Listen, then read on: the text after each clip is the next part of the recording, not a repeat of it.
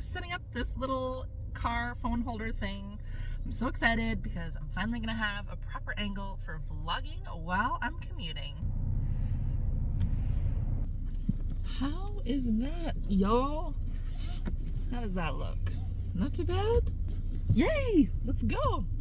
It's been a few days since I've filmed a vlog, but as you can see, I got a new filming angle thanks to handy dandy phone holder. I've never had one of these before, so we'll see how it goes. Hopefully this angle is okay and everything. I am actually on my way to physio this morning, first thing, early in the morning, and then I'm heading to work after that. So I guess I can give you an update as to how work is going, because technically, like, this is my second to last week of my gradual return to work, where I'm just kind of reorienting and I'm not like in my full-time position quite yet. I'm still an extra person at work. And so today's Thursday, so really there's only today and tomorrow left of this week, and then I work 5 days next week, and then I'm back to work. Yeah, so I went from 6 hours last week per day.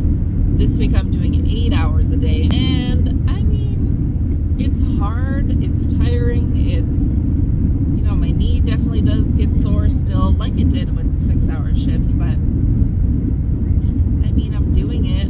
I don't know. I wouldn't say I'm thriving. You know, I come home and I'm pretty exhausted after work. I'm not able to do too much. I'm relying on like takeout and frozen food and all that for food after work, but yeah, I'm doing it. So I have a rheumatology appointment in actually exactly 2 weeks from today.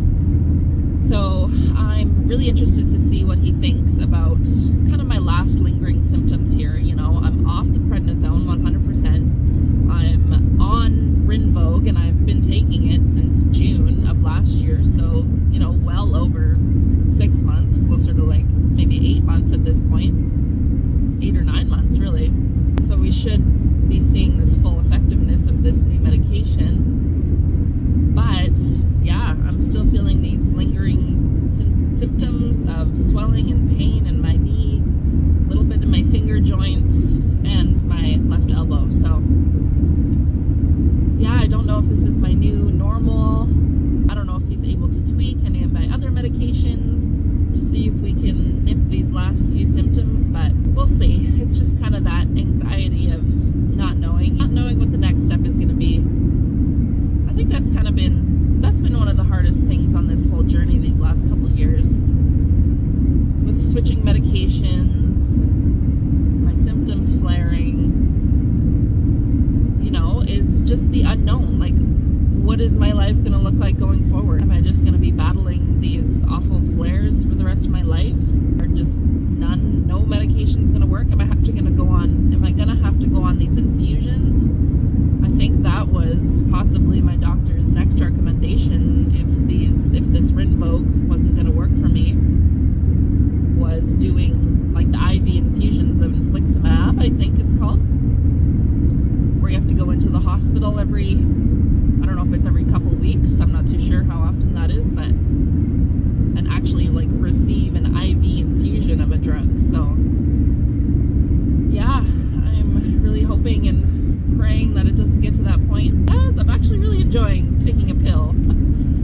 I was on Enbrel for a really long time, like I said, probably over 15 years, and that was I was on it actually 3 times a week to start. It was a 3 times a week subcutaneous injection. It wasn't too painful, but every once in a while there was a painful one, and it was awful. So I had to like get my family to do it for me. I couldn't even give myself the injection. But then I got switched to a generic Enbrel, and that was hella painful. That was twice a week. Hated those injections. And then since the past couple years, I've been switching around medications for my RA. I've been on a few different injections. So anyway, all that to say, it's really nice to be on